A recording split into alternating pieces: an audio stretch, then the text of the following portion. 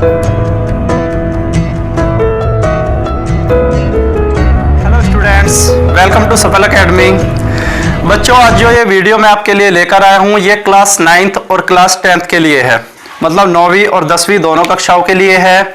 और UP board और CBSE board दोनों माध्यम यानी कि दोनों बोर्ड के लिए ये है। इसमें मैं एनसीईआरटी की बुक कराऊंगा आपके लिए मैथ्स की, ठीक है, यानी कि मैथ की पूरी बुक कराऊंगा मैं एनसीईआरटी की, जो कि यूपी बोर्ड में भी होती है और सीबीएसई बोर्ड में भी अब एक ही बुक हो चुकी है एनसीईआरटी बुक। तो मैं वही आपको पढ़ाऊंगा स्टार्टिंग में। जब मैं एनसीईआरटी बुक पूरी कर दूंगा उसके बाद मैं आपको आर.डी. शर्मा के क्वेश्चन कराया करूंगा, ठीक है। तो इसमें क्या है, आज मैं सबसे पहला चैप्टर ले रहा हूं एनसीईआरटी बुक का मैथ्स का, जिसका नाम है नंबर सिस्टम, है ना। हिंदी में अगर हम बात करें तो संख्या पद्धति। तो ये जो मैं लेक्चर है क्लासिफिकेशन ऑफ नंबर्स आज मैं आपको करके दिखाने वाला हूं, है ना, यानी कि नंबर्स का, संख्याओं का वर्गीकरण। ये 9th और 10th दोनों के लिए जरूरी है। 9th में हालांकि नंबर सिस्टम यानी कि संख्या पद्धति नाम का चैप्टर है, लेकिन 10th वाले बच्चों के लिए भी ये बहुत ही जरूरी वीडियो है। इतनी जानकारी उन बच्चों के लिए यानी कि 10th के बच्चों को भी होनी चाहिए जितनी आज मैं आपको देने वाला हूं, ठीक है। चलिए दोस्तों, कौन सा चैप्टर है? सबसे पहला chapter number system.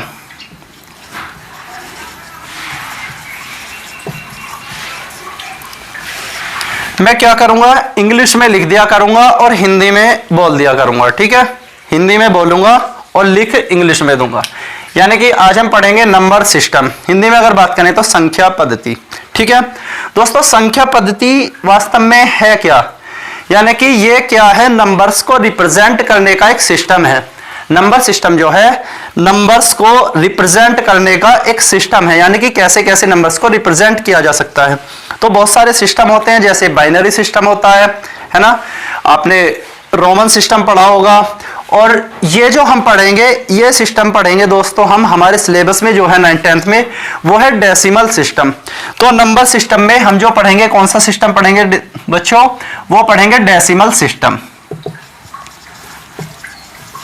Decimal system यानी कि हिंदी में अगर बात करें तो दशमलव पद्धति, ठीक है। दशमलव पद्धति, डेसिमल सिस्टम हम पढ़ेंगे, है ना। डेसिमल सिस्टम में रिप्रेजेंट करते हैं हम, कैसे रिप्रेजेंट करते हैं, रिप्रेजेंट करने के कितने डिजिट होते हैं डेसिमल में, है ना।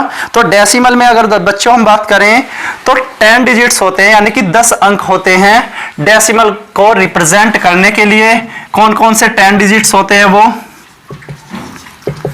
यानी कि 10 अंक कौन से होते हैं? 1 2 3 4 5 6 7 8 9 और 0, यानी कि ये 10 अंक होते हैं केवल किसी भी नंबर को बनाने के लिए, नंबर को रिप्रेजेंट करने के लिए। कितना ही बड़े से बड़ा नंबर बना सकते हैं हम इन 10 डिजिट से, और कितना ही छोटे से छोटा नंबर बना सकते हैं। केवल ये 10 डिजिट होते हैं हमारे नंबर्स, यानी कि डेसिमल सिस्टम के अंदर, ठीक है। डेसिमल सिस्टम में केवल इन 10 डिजिट पर हम लोग बात करने वाले हैं कि इनसे कैसे नंबर बनाए जाते हैं और जो नंबर बनते हैं उन्हें क्या क्या बोला जाता है, ठीक है। तो ये आज हम आपसे बात करने वाले हैं, ठीक।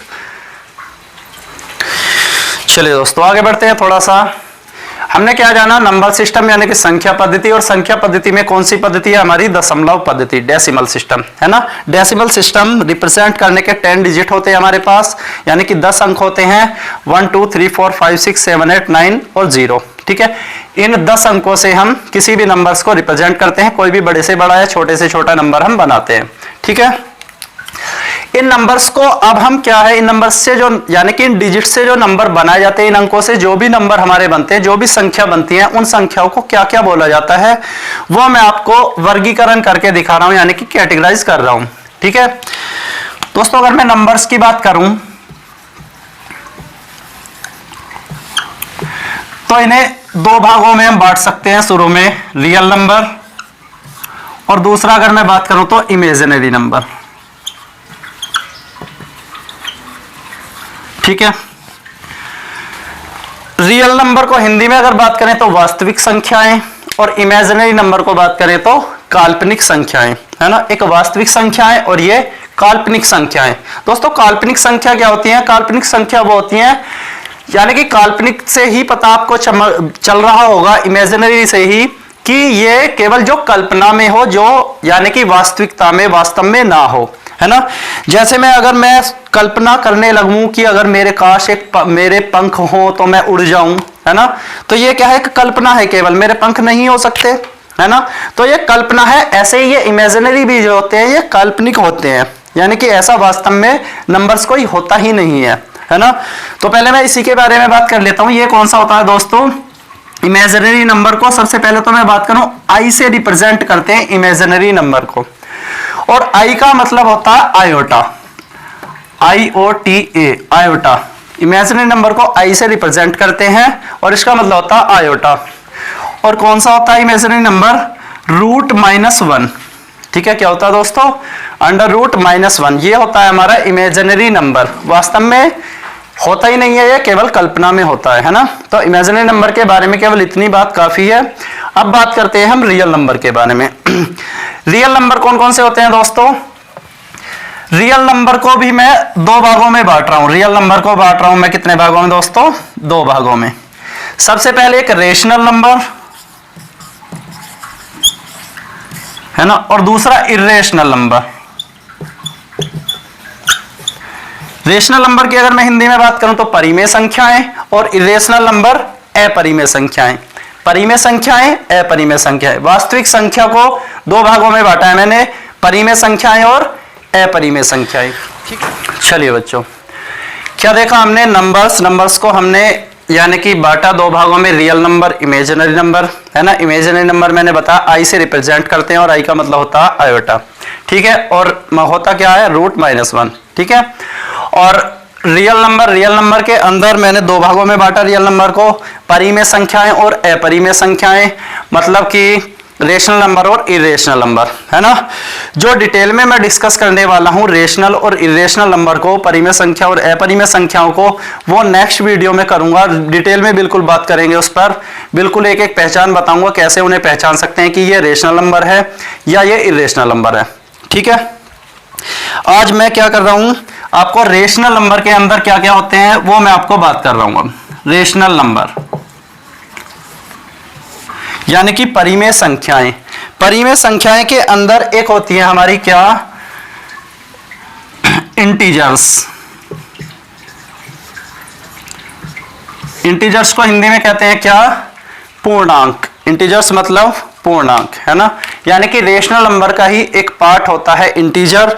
तो आज मैं आपको डिस्कस करने वाला हूं इंटीजर, बाकी पार्ट रेशनल नंबर और इरेशनल नंबर के नेक्स्ट वीडियो में करेंगे डिस्कस, ठीक है। तो रेशनल नंबर में हम इंटीजर पढ़ने वाले हैं, और इंटीजर कितने होते हैं, इंटीजर को हमने तीन भागों में बांटा है। सबसे पहला नेगेटिव इंटीजर यानी कि ऋणात्मक पूर्णांक, दूसरा जीरो इंटीजर, है ना, यानी कि शून्य पूर्णांक, और तीसरा पॉजिटिव इंटीजर यानी कि धनात्मक पूर्णांक, है ना। ऋणात्मक पूर्णांक, शून्य पूर्णांक, धनात्मक पूर्णांक, ठीक है, यानी कि negative integer, zero integer, positive integer, है ना। तो नेगेटिव इंटीजर कौन से होते हैं बच्चों, यानी कि माइनस की संख्या, -1, -2, -3 ऐसे करके, यानी कि इंफिनिटी तक माइनस के, ये जाएगी इधर, माइनस इंफिनिटी से लेके -3, -2, -1। और जीरो इंटीजर में केवल एक ही होता है हमारा, जीरो। और पॉजिटिव इंटीजर में 1, 2, 3, 4 इंफिनिटी तक, ठीक है, यानी कि धनात्मक पूर्णांक 1, 2, 3, 4, 5 ये सारे नंबर्स, और जीरो पूर्णांक में जीरो यानी कि शून्य, और नेगेटिव इंटीजर्स यानी कि ऋणात्मक पूर्णांक में -1, -2, -3 और dot dot dot minus infinity, ये होते हैं हमारे पूर्णांक इंटीजर्स, है ना दोस्तों। अब जो ये होते हैं हमारे पॉजिटिव इंटीजर्स यानी कि धनात्मक पूर्णांक, कौन से, धनात्मक पूर्णांक, पॉजिटिव इंटीजर्स, इनको बोला जाता है नेचुरल नंबर्स। कौन से नंबर्स, नेचुरल नंबर्स। हिंदी में अगर बात करें तो प्राकृत संख्याएं, है ना, कौन सी, प्राकृत संख्या। प्राकृत संख्याएं कौन सी होती हैं दोस्तों, सारी की सारी हमारी धनात्मक पूर्णांक, जितने भी धनात्मक पूर्णांक होते हैं उन्हें बोला जाता है सभी को नेचुरल नंबर्स यानी कि प्राकृत संख्या, है ना। यानी कि प्राकृत संख्या के अंदर आएंगे 1, 2, 3, 4, 5 इंफिनिटी तक, है ना। और अगर मैं इन पॉजिटिव इंटीजर्स में धनात्मक पूर्णांक में जीरो को भी शामिल कर लूं, यानी कि जीरो प्लस पॉजिटिव इंटीजर्स, है ना, जीरो और धनात्मक पूर्णांक। अगर मैं इन दोनों को एक साथ ले लूं तो क्या हो जाएगा बच्चों, whole number. Whole numbers, whole numbers को हिंदी में क्या बोला जाता है, पूर्ण संख्याएं। ठीक है, कौन सी संख्याएं, पूर्ण संख्याएं। तो पूर्ण संख्याएं की अगर मैं बात करूं तो 0 1 2 3 4 5 6 इंफिनिटी तक, है ना। और अगर प्राकृत संख्या की बात करूं 1 2 3 4 5 6 इंफिनिटी तक। ठीक है, मतलब होल नंबर के अंदर, पूर्ण संख्या के अंदर 0 और शामिल कर ली जाती है, किसमें, धनात्मक पूर्णांक में, पॉजिटिव इंटीजर्स में, है ना। तो अगर मैं पॉजिटिव इंटीजर्स की बात करूं तो क्या होते हैं हमारे धनात्मक पूर्णांक, यानी कि क्या होते हैं, नेचुरल नंबर, प्राकृत संख्या। और इसमें अगर मैं 0 भी शामिल कर लूं, 0 और पॉजिटिव इंटीजर्स दोनों को शामिल कर लूं तो दोस्तों हो जाएगा हमारा होल नंबर, मतलब पूर्ण संख्या। चलिए बच्चों, हमने क्या पढ़ा, होल नंबर्स। सबसे पहले हमने पढ़े नेचुरल नंबर्स। जाने नेचुरल नंबर्स कौन से होते हैं, यानी कि प्राकृत संख्याएं। प्राकृत संख्याएं मैंने अभी बात की 1 2 3 डॉट डॉट डॉट इंफिनिटी तक, है ना। यानी कि जितने भी हमारे पॉजिटिव इंटीजर्स होते हैं, धनात्मक पूर्णांक होते हैं, उन्हें क्या बोला जाता है, प्राकृत संख्या, नेचुरल नंबर। दूसरी मैंने बात की होल नंबर्स, है ना, यानी कि पूर्ण संख्याएं। पूर्ण संख्याएं कौन सी होती है, इनमें 0 और अगर मैं शामिल कर दूं, जैसे 0 1 2 3 इंफिनिटी तक, है ना, अनंत तक यानी कि संख्या, तो क्या हो जाएंगे हमारी पूर्ण संख्याएं। ऐसे ही तीसरे अगर मैं इसमें बात करूं ऑड नंबर्स। ऑड नंबर्स यानी कि विषम संख्याएं। विषम संख्याएं कौन सी होती हैं, जो 2 से डिवाइड नहीं होती हैं, यानी कि 2 के टेबल में, 2 के पहाड़े में नहीं आती हैं। 1 3 5 7 इंफिनिटी तक, इन्हें बोला जाता है विषम संख्याएं, ऑड नंबर्स, है ना। चौथी अगर मैं बात करूं तो इवन नंबर्स, यानी कि हिंदी में बात करें तो सम संख्याएं, जो 2 से डिविजिबल होती हैं, 2 से डिवाइड हो जाती हैं। 2 4 6 8, यानी कि जो संख्याएं हमारी 2 के पहाड़े में आती हैं वो कौन सी होती हैं दोस्तों, इवन नंबर्स, यानी कि सम संख्याएं, है ना। अब मैं 5 और 6, ये होते हैं हमारे प्राइम नंबर, और 6 होता है कंपोजिट नंबर। प्राइम यानी कि अभाज्य संख्याएं और भाज्य संख्याएं। अभाज्य संख्या कौन सी होती हैं और भाज्य संख्या कौन सी होती हैं, है ना। इस पे मैं आज अब आपसे बात करने वाला हूं। पहले थोड़ा सा इसको स्क्रीनशॉट ले लो या कॉपी कर लो, मैं थोड़ा अलग हो जाता हूं। फिर हम बात करेंगे प्राइम नंबर और कंपोजिट नंबर, यानी कि भाज्य संख्या और अभाज्य संख्या। चलिए बच्चे, मैं आपको समझा दूं, आप समझाने वाला हूं क्या प्राइम नंबर और कंपोजिट नंबर, यानी कि अभाज्य संख्याएं और भाज्य संख्याएं, है ना। भाज्य और अभाज्य बताने से पहले मैं आपको थोड़ी सी 2-4 चीजें समझाना चाहता हूं, है ना। क्या होता है फैक्टर्स, क्या होता है ना। अगर हम हिंदी में बात करें तो गुणनखंड, है ना, गुणनखंड। फैक्टर्स मतलब गुणनखंड। जैसे फैक्टर्स की अगर मैं बात करूं, मैं ये आपसे ये पूछूं भाई 10 के कितने फैक्टर्स हैं, यानी कि 10 के कितने गुणनखंड हैं। गुणनखंड का मतलब ये होता है कि ये 10 जो हमारा नंबर है, कौन कौन से नंबर से डिविजिबल है, कौन कौन से नंबर से भाग जा रहा है ना, कौन कौन से नंबर से डिवाइड हो रहा है। तो आप कहोगे 10 हमारा 1 से डिवाइड हो जाएगा, है ना, 1 10 10, 2 से डिवाइड हो जाएगा, 2 5 10, 5 से डिवाइड हो जाएगा, यानी कि 5 2 10, और 10 से डिवाइड हो जाएगा, यानी कि 10 1 10, है ना। तो ये क्या है हमारा, यानी कि 1 2 7 10, 2 5 10, 5 2 10, 10 1 10, 10 हमारा इन चारों नंबर से डिवाइड हो रहा है ना। अगर मैं बात करूं 8 किस किस से डिवाइड हो रहा है, तो आप कहोगे 1 से, 2 से, 4 से, 8 से। भाई 1 8 8, 2 8, 2 चौके 8, 4 दूनी 8 और 8 1 8, है ना। अगर मैं बात करूं 6 किस किस से डिवाइड हो रहा है, 1 2 3 6, तो इन्हें बोला जाता है इनके गुणनखंड है, फैक्टर्स हैं। यानी कि 6 के फैक्टर क्या हैं, 1 2 3 6। 8 के फैक्टर क्या हैं, 1 2 4 8।